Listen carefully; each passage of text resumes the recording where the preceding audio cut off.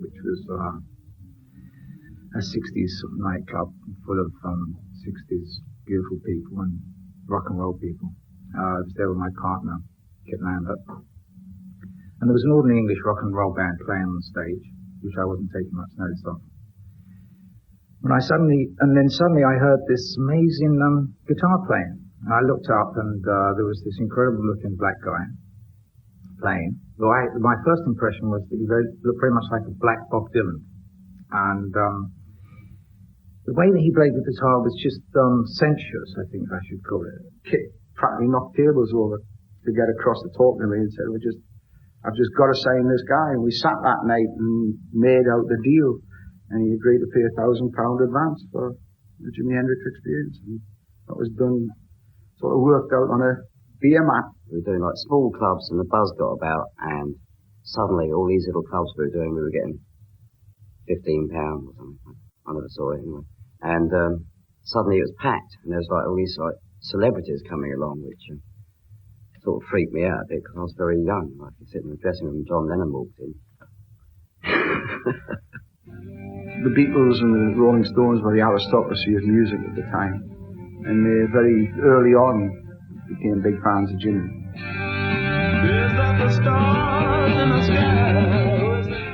I mean, I remember Jagger turning around in an interview one day saying, why the hell are you interviewing me? You should be interviewing Jimi Hendrix. Things like that made it happen so quickly. It was a very skillful PR campaign, I think, to begin with. Chaz worked very hard on it. And he pushed the image and the photographs, and it was necessary to get attention to Hendrix, I think. It was a kind of like savage image when you looked at it in photographs. When you actually met Jimmy, of course, it was a slightly different kettle of rock altogether, because he was this quiet, whispering, gentle character off stage. Jimmy was a wonderfully warm guy. He was very soft-spoken. He was very hip. He was very slyly hip. Jimmy always had a sort of sly smile. He would see things, and you would realize he was seeing something you hadn't seen. When you looked at him, you would recognize it. And there was just this sly smile that he had, and you would laugh with him. Beautifully warm guy. That's how I remember him. I mean, and also I thought he was some sort of genius as well.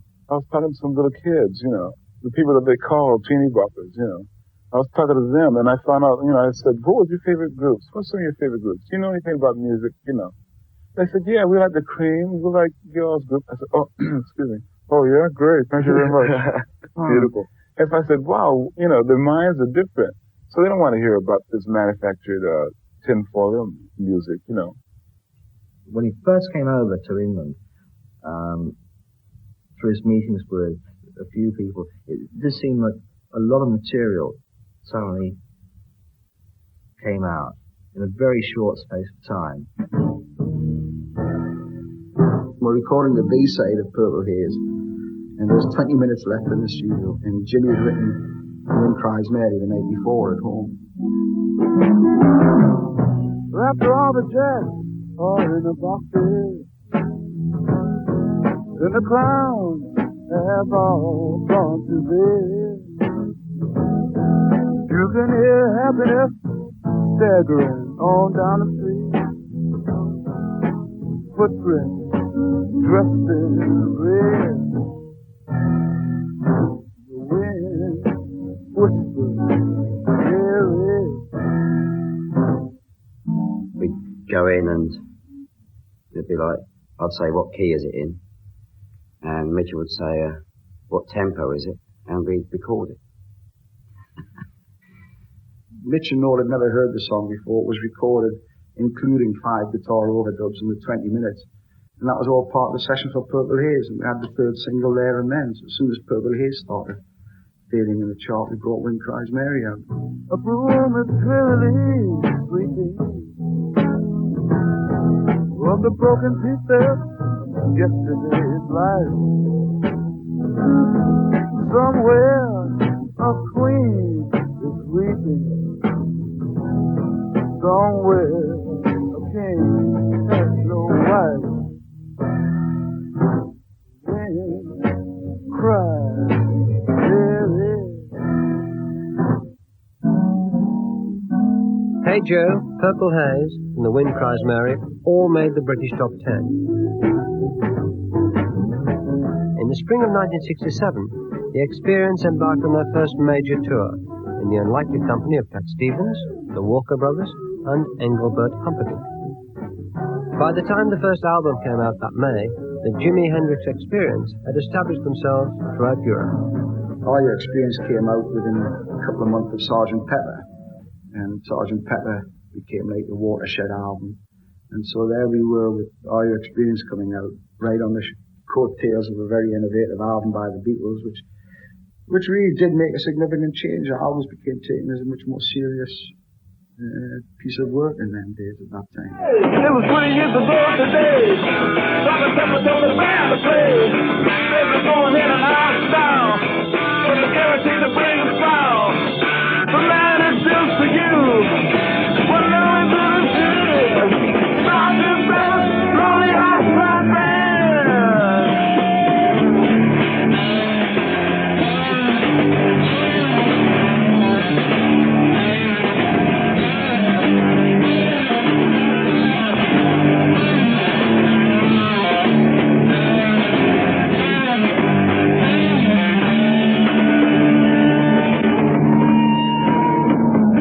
You know, like, you got to remember how huge the Beatles were in them days.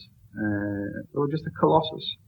And when the Mamas and Papas and John Phillips and them come up with the Monterey thing, they asked Paul to be part of the board that would set up in front and guarantee the Monterey Festival. And Paul just basically said, I'll join the board of the Monterey if the Jimi Hendrix Experience are on the show. That was his condition on joining it. And Brian Jones was a good pal of Jimmy's and mine. Used to be at our house all the time. And it was Brian that answered the phone from California with John Phillips, came on the phone asking us to go to Monterey. And because Brian had answered the phone, we turned around and said, yeah, Brian will come out and do the announcing for Jimmy. So Brian went out with us and announced Jimmy on stage.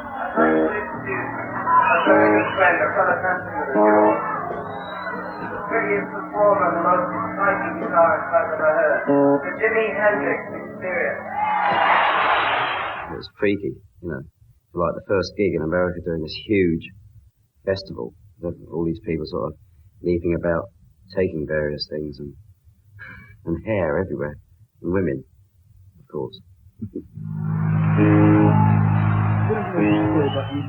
couldn't make it here, so we go to England, and America doesn't like us because, our feet's too big, or we got fat mattresses, and we wear golden underwear. Ain't no scene like that, brother. It's just, gee, man, just, I was laying around and went to England and picked up these two cats, and now here we are, man. It was so, groovy to come back here this way, and really get a chance to really play, Yeah, it's amazing the guy had to come to England to make it back there.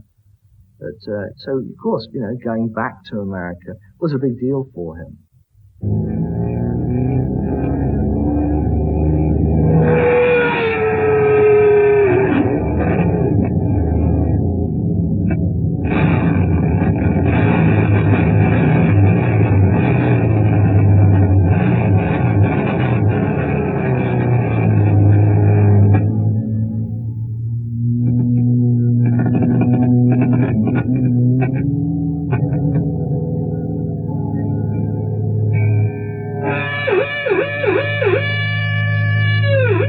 It was important for him to make it under his own name and steam. The guy, there's enough ego involved that the guy wanted to get in there and hit hard.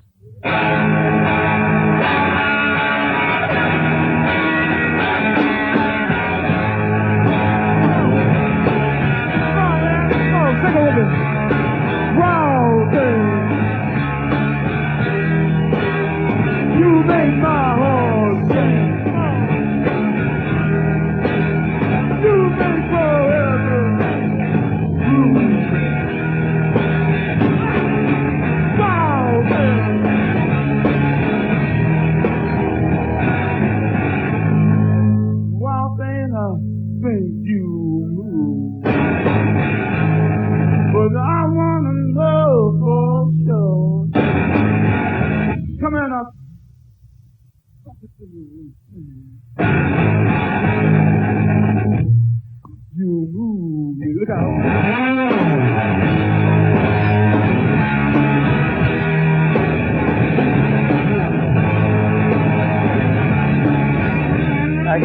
myself in any, conversation. I can't explain myself like this or that sometimes because, this doesn't come out like that.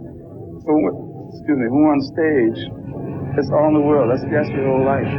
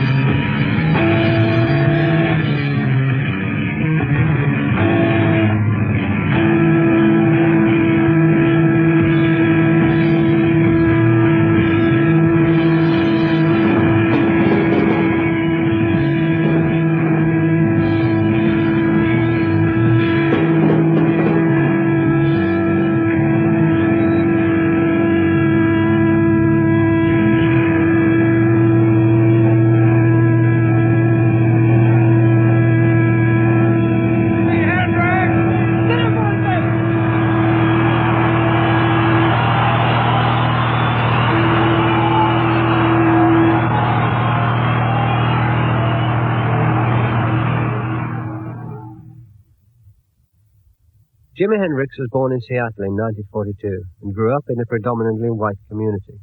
His parents divorced in 1950. Jimi spent much of his childhood with his grandmother, a full-blooded Cherokee.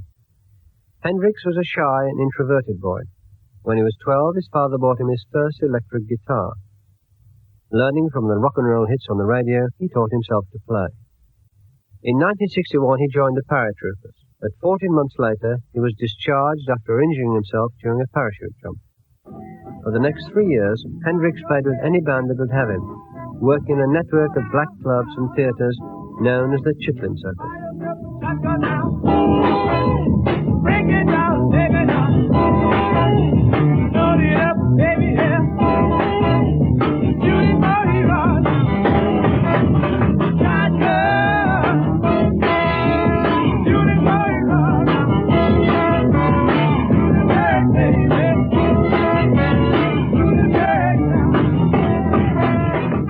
You have to remember that this lad had been on stage with a lot of very influential blues players in America. He worked with the Isley Brothers, he worked with Ike and Tina Turner, he worked with Little Richard, doing the Chitlin Circuit in America. That's got to rub off on you. I mean, if you don't entertain on them shows, they throw things at you. So you've got to learn to entertain damn quick. And it all just came to fruition. Two little lads from England. As is the way with musicians, we just sort of dug up all our heroes and compared them. And we actually thought the same. And he liked Robert Johnson, he liked Freddie and B.B. King, and he liked Buddy Guy. He liked all the same people. And he just seemed to be conversant in all this. I mean, it was such a thrill for me because it was all secondhand. In reality, for me, it was something that I learnt from records. This guy had been amongst them and was one of them. I don't know if he idolized me as a musician, but he seemed to respect what I did. And so if he did something bluesy, that's the thing that he would play for me. And he'd play it so his attack to a guitar, man, was, something else. I think of one of the great American pitchers or ball players or one of the great fighters of the world. That's the way he would attack any note on his guitar.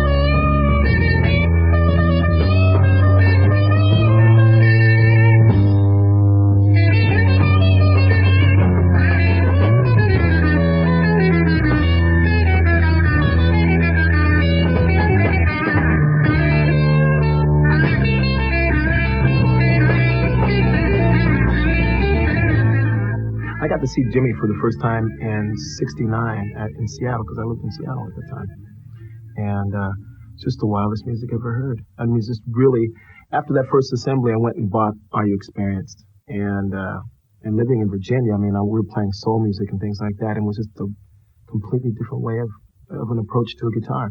And I was really thrilled by it. I think really what it was he was making these extraordinary futuristic guitar sounds, but also you could hear almost the whole history of the blues in them or something. There was some connection between the blues history and the guitar and the way that Jimmy was taking it into the future. But Jimmy played blues and played it well. And he played good blues. He just did it Jimi Hendrix way, which was Jimi Hendrix.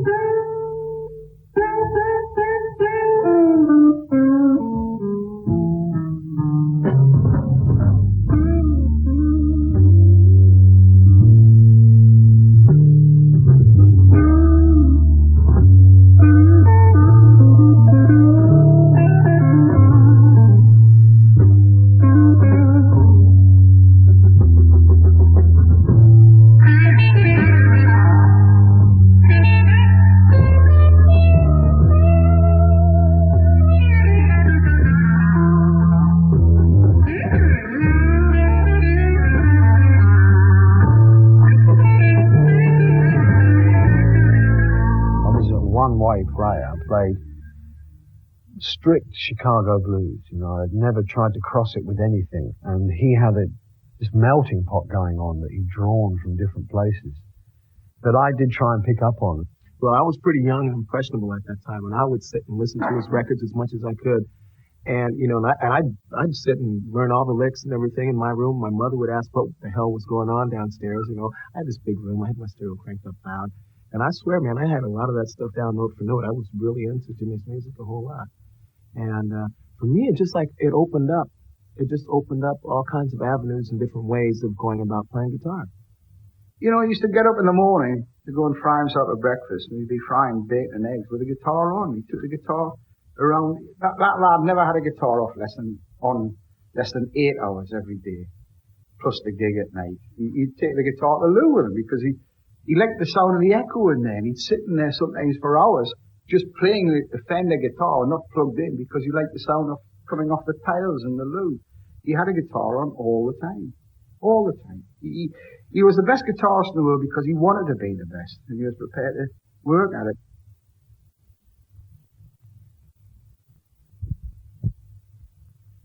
After their success at Monterey, the Experience were booked at the Fillmore in San Francisco, the top underground club on the West Coast. Jefferson Airplane were top of the bill.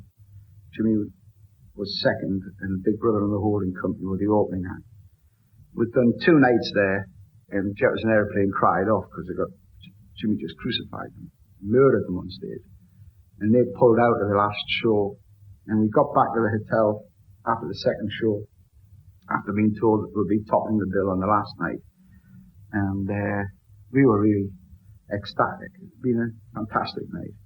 And we got a phone call from Mike Jeffrey in New York to tell us he pulled off this fantastic deal, that he got them on the Monkeys tour. And Jimmy and I just sat there stunned. We couldn't believe he'd done this. I mean, the Monkeys.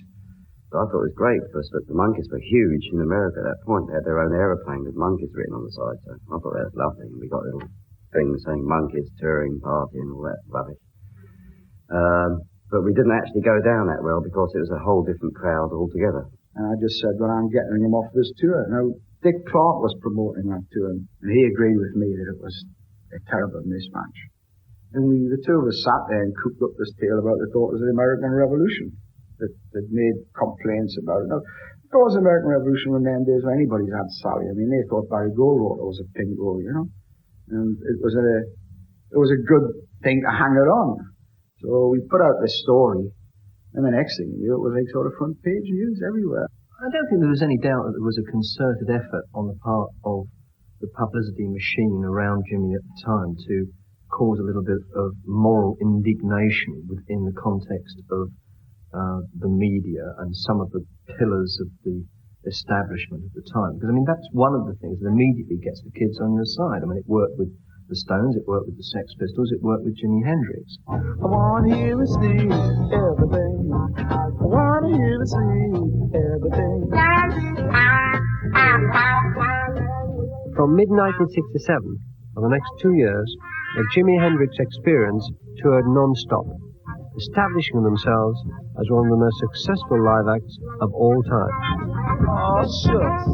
As an artist is generating publicity, his album's going up the chart. Your first section of the tour might be in 2,000 or 3,000 seater auditoriums. The next section might be in 5,000 seaters. By the time we finish that 68 thing, we're doing big arenas and state fairs, and he was topping the bill, and we were picking up like $100,000 a night by the end of that tour. This guy, Mike Jeffries, who managed us all, was a remarkable guy. And he and Jimmy had figured out, I think, that to tour a band round the United States using air transport was really not that much different from touring it around London using road transport. And so we zigzagged to and fro, up and down, north, south, east, west, across America. And you'd be in swimming in Arizona in the morning, and in the afternoon you get out in a blizzard in Canada. Is this true? Please let me talk to you. I just want to know about the rooms behind your minds. Do I see a vacuum there, or am I growing blind? Or is it just a remains of vibrations echoes long ago? Things like love, the world, and electro fancy flow. Is this true? If you're touring in that manner, there's basically no time to relax. It's like you get on the plane, you go to the place, you go and do a press reception, you go to the hotel, have a bath, you go and do a gig, you go to a club, you find a young lady or she finds you, you go back home, and then whatever else follows, and then you get up at 8 o'clock, you get on the plane, go to the next place, go to a club, and you do that for about 3 months. You do tend to get very tired. I've never seen so many women in my life. I was only 20 years old. Like, when we started, there was women everywhere, and that escalated, especially when we went to America later on. It got a bit silly then, with the ladies. Woo! Fuck the lady.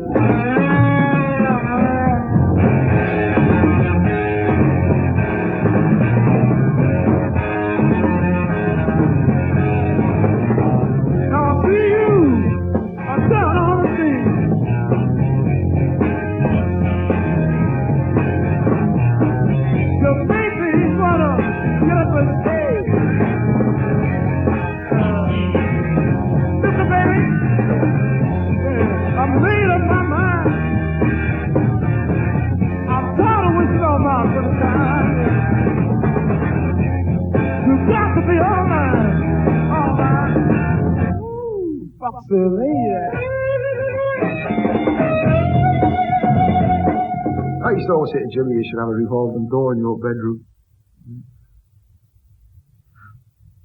Not much more to say. It was a different time, It was the era of the 3 Ps, wasn't it? Penicillin, you had everything. The pill, which induced promiscuity. Like if I'll get up at 7 o'clock in the morning, and I'm not, I'm really sleepy, but then I open the door and see somebody that appeals to me, Or like, first of all, thinking of all the white trash person, I say, what in the world is she doing here, Or what does she want or something like that. I stand there, she says, oh, maybe, can I come in? And I'm standing there and really digging her, she's really nice looking, But tell the honest to God truth, like, she's about 19, 20 or, beyond the age of so and so. And so I said, oh, well, I'll probably stand there, and then there I go, they'll be inviting me to a nap with me. So, tell the honest to God truth, that's the way I am, because, really, the first band where you've got a young black guy in some position of power that was white girls liked him as well, There again, black girls liked us. That's right, it was a threat to the authority, They just didn't like what was going down. We were down in Louisiana once, and me being English, not knowing about the black situation, we stopped someplace, we were going to get some cheese and some beers or something in this place, and we stopped, And myself and Mitch went in this shop. It was a redneck place in Louisiana. And all these guys had hair and pink suits. And Hendrix wouldn't get out of the car. He wouldn't come in. We said, come on, what's wrong? No, man. And that's when I started realising I didn't know nothing about it, being English, you see. You find out, like, the guy driving the car was one of, like, the big Ku Klux Klan member. And so Hendrix would know this. And so he makes sure he's sat in the front of the car with a guy chauffeuring him, you know. Yeah, people used to say to me, Mitchell, like, what's it like playing with a black guy? I'm saying, well, I don't know. He's a guitar player, you know. We didn't consider him being black. I considered him being American. We were in a bar in Virginia, and it was, as far as I can remember, Jimmy and Mitch and Noel and Mike Ratledge of Soft Machine, Robert Wyatt, and various other people. And the woman who was serving the drinks told us that Martin Luther King had just been assassinated. And there were these guys at the bar opening bottles of wine and drinking to the health of the assassin. And of course, you immediately find yourself wondering what your role should be. You want to kind of go in there and do something. You're so outraged, you know. And I remember turning and looking at Jimmy, who was just staring away into space as though nothing had happened. And I realized, of course, that these guys were just waiting, probably trying to prompt some reaction from Jimmy and from us, you know, so that they could eat us up. So we left the bar. I was actually terrified, totally terrified. I felt I'd grown 20 years older in 2 minutes, you know. And we went back to New York. And the following night we were due to play at Newark in New Jersey. And nobody wanted to go. There were riots in the streets in New York and cars were being overturned. And Jimmy said the last time we'd been in New York, there were tanks on the street and the whole city was on fire. And so everyone was pretty scared. At least I suppose they all were. I certainly was. And then the police came on the phone and said that there was a vast crowd gathered at the auditorium, and that if we didn't show up, they thought they'd burn the city down.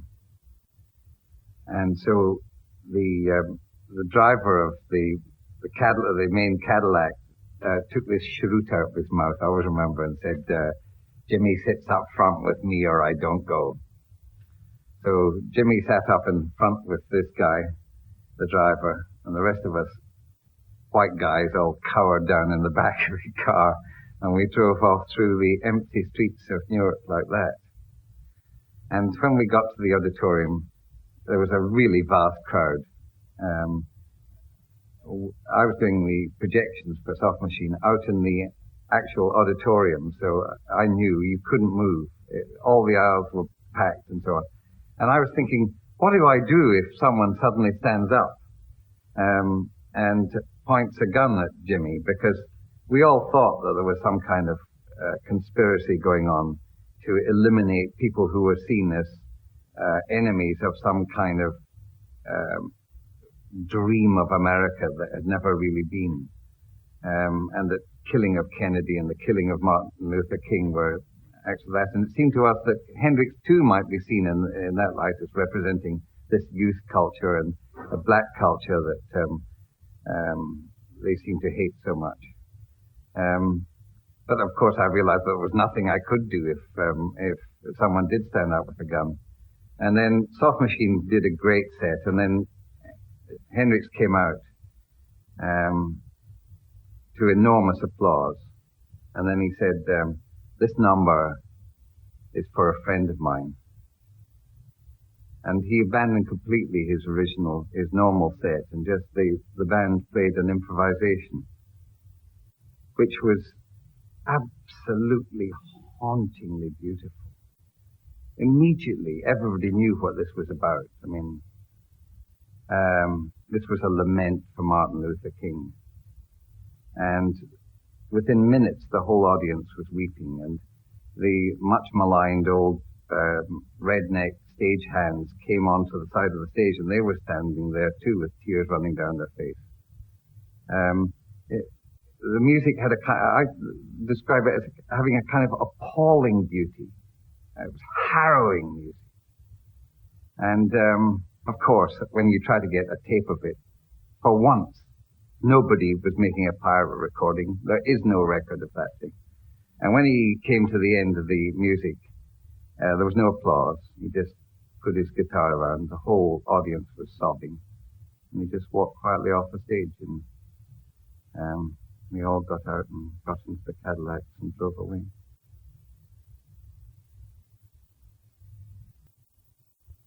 The strangest thing for me was I was never aware of how much dope they were putting down their throats.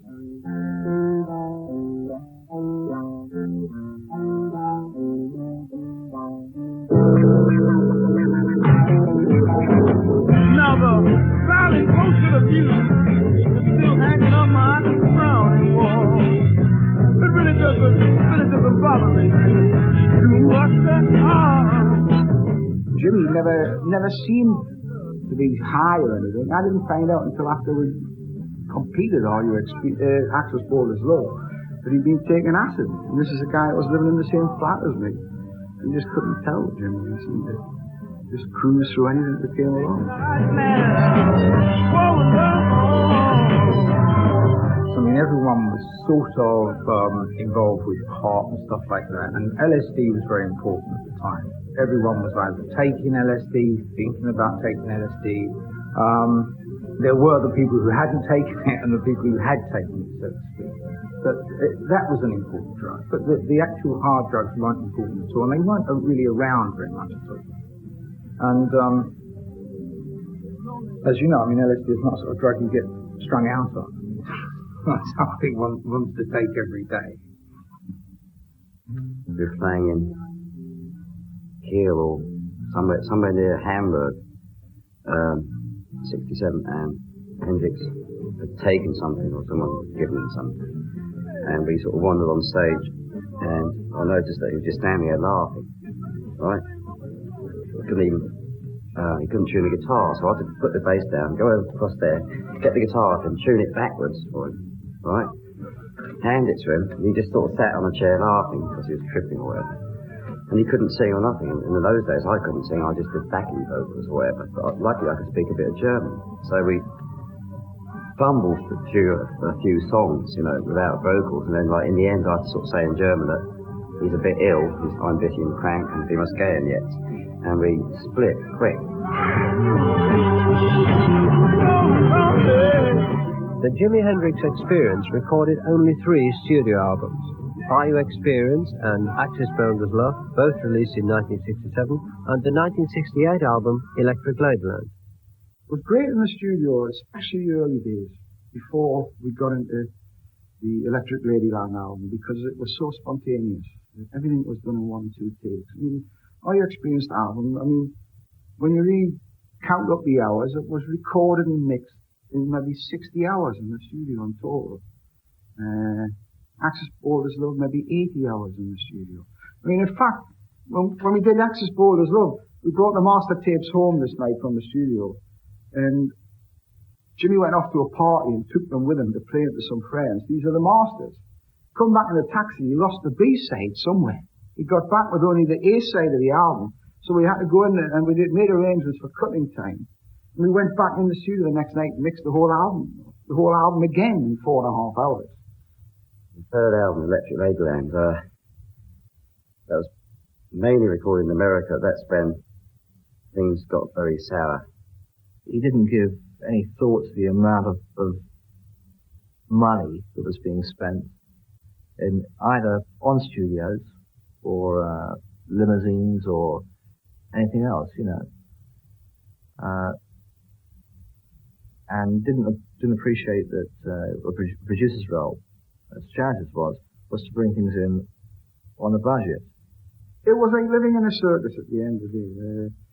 Mike Jeffries, who was like my associate partner, whatever at the time, he started taking a lot of LSD, and Jimmy and him became like acid buddies. They were discussing the different concoctions, what to take one day after the other. It was madness in the office.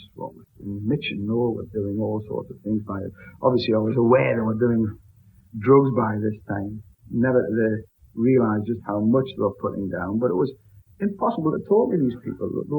Somebody was always on a trip, and trying to talk to your partner and the artist. You know, you say to the artist one day, for God's sake, you got to stop this. You got to do your brain in. And 20 minutes later, your partner's coming in and they're discussing what they're going to take that afternoon. And I just thought, well, I kept warning him that if he didn't cool her out, I was going to split. And then sometimes we turn up and there'd be like 50 people in the control room. And I'll be saying, excuse me, could I sit somewhere? I'm just the bass player. Who are you, man? So like things got pretty hairy. And there's a few heavy verbals between myself and Hendrix about that fact. Sort of all the decisions were avoided. I would say that's it, you know, it's done, take 3, that's it. But they'd want to go on to take 50.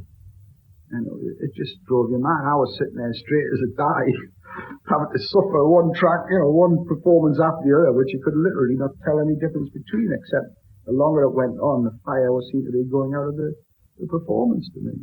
Yeah, the whole LP means so much. You know, it wasn't just slopped together. Every little thing that you hear on there means something. You know, it's not no game that we're playing, trying to blow the public's mind or so forth. It's the thing that we really, really mean. You know, it's part of us, another part of us. It was in desperation. I just said, you know, hey, I've had it, I'm off.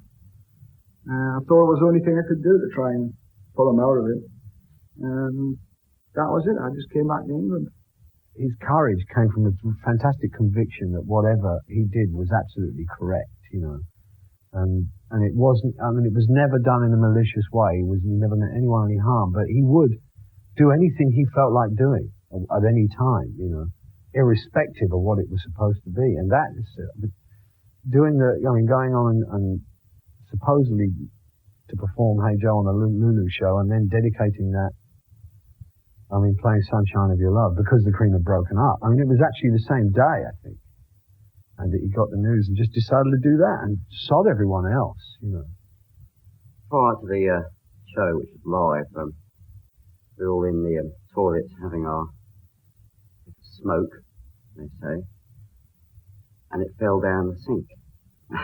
So panic everywhere. We were trying to open the bottom of the sink and everything. So we had to get a maintenance man from the BBC television. We said we dropped a ring down the sink and I'll get it back. I said, no, give me the thing. I'll do it myself. So we got the bit of smoke back and we were okay.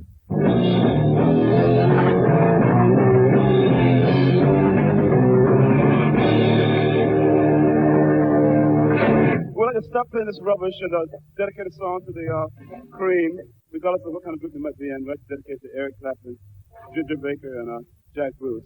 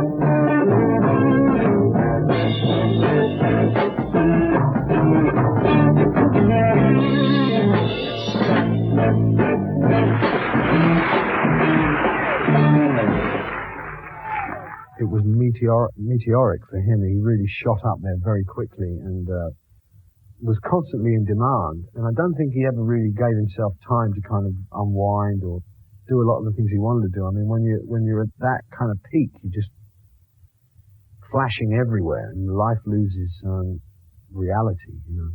And I think that may have been a bit disturbing for him towards the end, you know. In that he probably was hard put to find a good direction to go in. You know, it was like just being shunted from pillar to post. Yeah, once a band does become successful, I think you're expected to do, as in Hendrix, the guitar smashing, the biting bit. I used to put my teeth on edge. And after a while, Hendrix did get a bit sick of the fact that he was expected to do this certain act, you know, and that did get to him. You know, but it got to all of us, really. Jimmy, how much do you rely on gimmicks? Gimmicks, here we go again. Gimmicks, man. I'm tired of people saying we're relying on gimmicks. What is it? The world is nothing but a big gimmick, isn't it? Wars, napalm bombs and all that. People get burned up on TV and it's nothing but a gimmick. Yes, we do.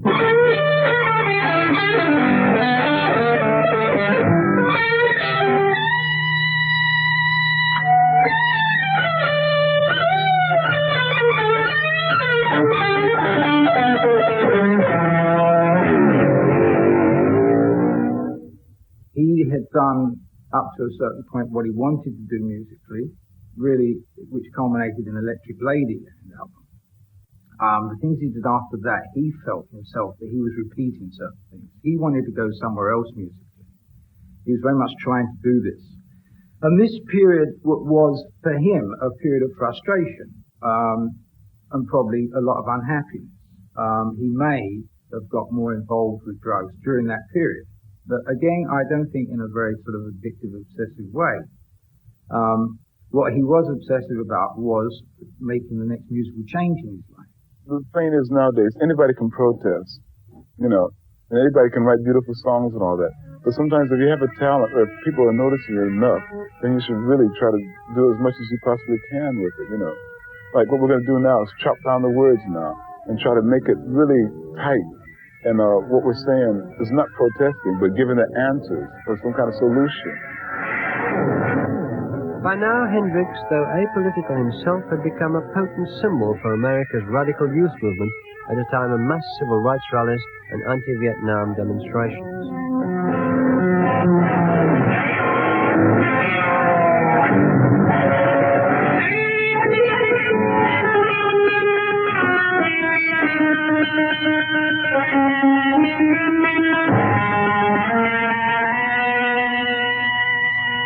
Big deal.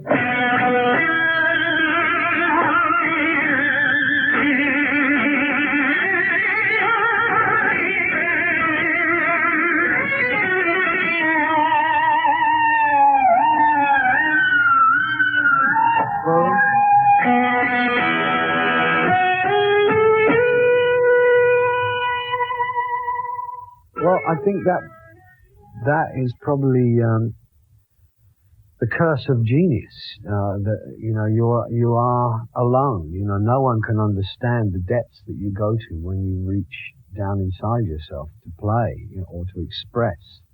You can't take anyone with you to those places, and it's sometimes you find things that are very scary. And I think you have to survive that on your own, and that is a very lonely experience. And it's not something you choose. It's not something that you necessarily would go after. It's something you inherit with your gift.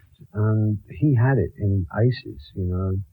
It did make him very lonely. And I don't think, even with other musicians of his caliber, and there weren't many, perhaps there weren't any, you know. I mean, I tried to get close to him, but there was always a kind of barrier, you know, that wasn't of his making, I'm sure.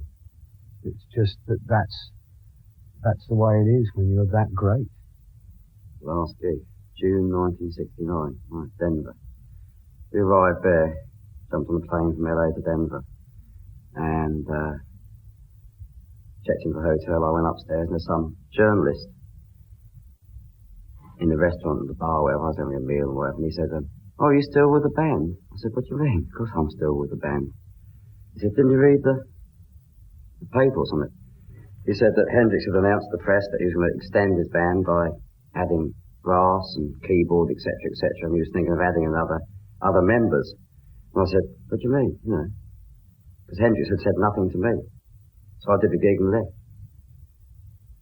That was it. On the plane back to England. The experience broke up in June 1969. For the next 15 months, Hendrix played with a succession of different musicians. He played Woodstock with a pickup group, including Mitch Mitchell, and then formed a band of Gypsies, a short-lived experiment with an old army friend Billy Cox on bass and Buddy Miles on drums. Collaborations were also planned with Gil Evans and Miles Davis, but these came to nothing. And you'll be going just the same, 3 times a day, and your own self to blame.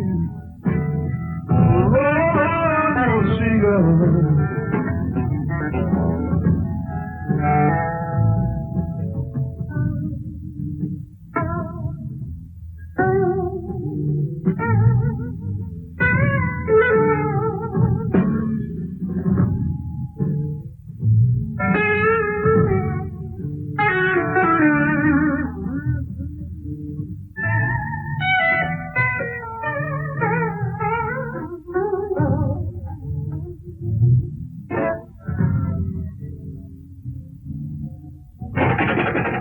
That he was taking lots of dope of different varieties and becoming slightly unreliable or just kind of more mysterious, you know, that he would be he would disappear or he would just walk off or he would do unaccountable things.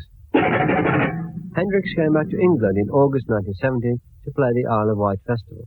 And then back in London, there was a Wednesday night. He came to the flat that I was still living in the flat that we'd shared.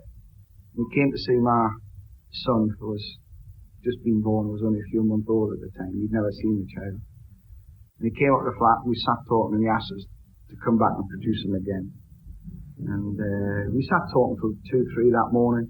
He discussing. He said he felt that he wasn't satisfied with what he'd been recording in the year 15 months since we parted company, and he couldn't really see what he'd done. And I said, well, I'm going up to Newcastle on Friday.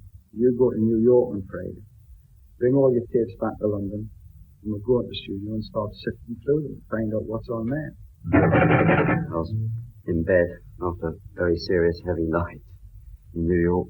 There was a phone call, and girl who I knew, she said, a friend of yours is dead. When I got off the train in Newcastle, my father was at the station.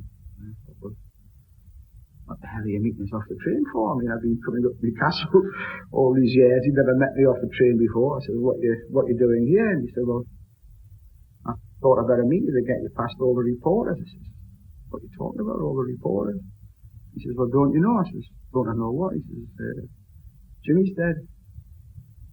And it was just, wow. Just couldn't believe it. We sat there on a Wednesday night and planned what we're going to do in the future. And there he was dead. I was stunned. It was like running into a brick wall. Well, it's the first time in my life someone who I'd known died, right? So, and then I had all these women come into my room who wanted to commit suicide, they wanted to jump out of my window, and they were serious about it. And I was very shook up, so I'm not religious, but I went to a church, and I took all these women to a cocktail bar, and they all got rotten. And but I still think about it, and it still upsets me.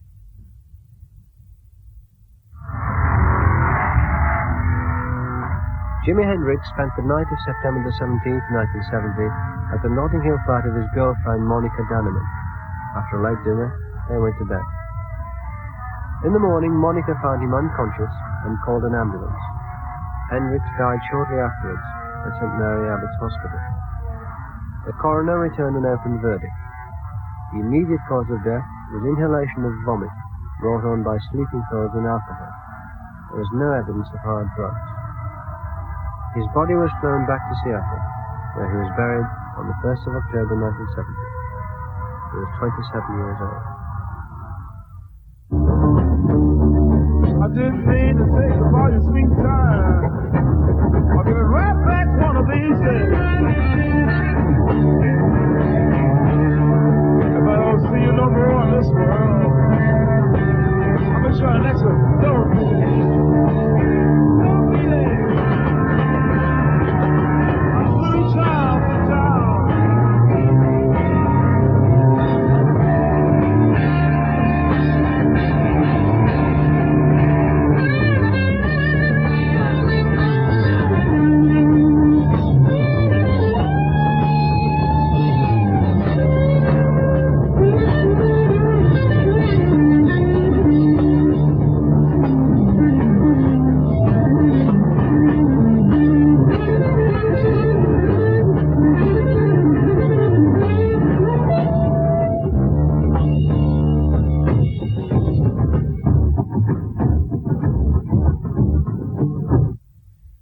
I just wish he was still here. Because at the time, when you look back at it, it just seemed such a carefree life. And for a disaster to happen like that was so unpredictable. And I've told this before, but when they told me he was dead, I was fucking angry as shit. I've never been angry, and I'm not an angry person, but I was angrier than I'd ever been. Because I felt betrayed. I felt like he'd let me down. Although it obviously wasn't a conscious decision for him to die. I felt suddenly the loneliest person on earth.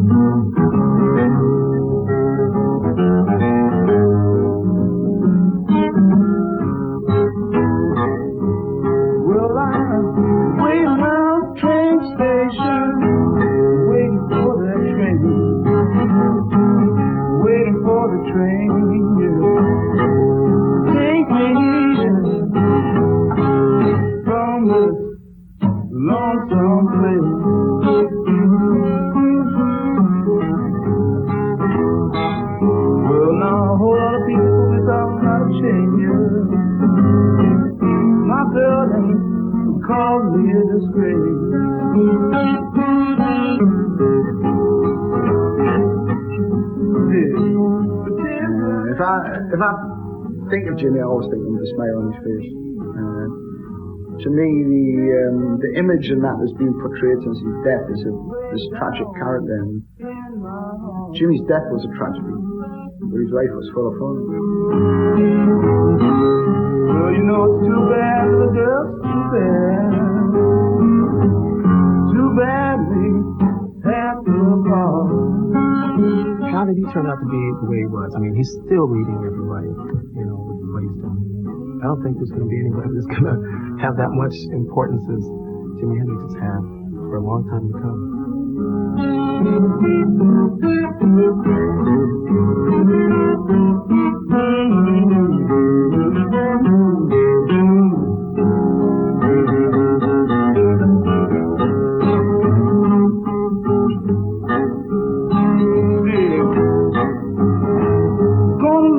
Town, yeah, it's got to be this town. Gonna make a whole lot of money. Gonna be big, yeah. Gonna be big, yeah. I'm gonna buy this town. Gonna buy this town. Put it all in my shoes. Might even get a piece for you. What I'm gonna do. What I'm gonna do. What I'm gonna do.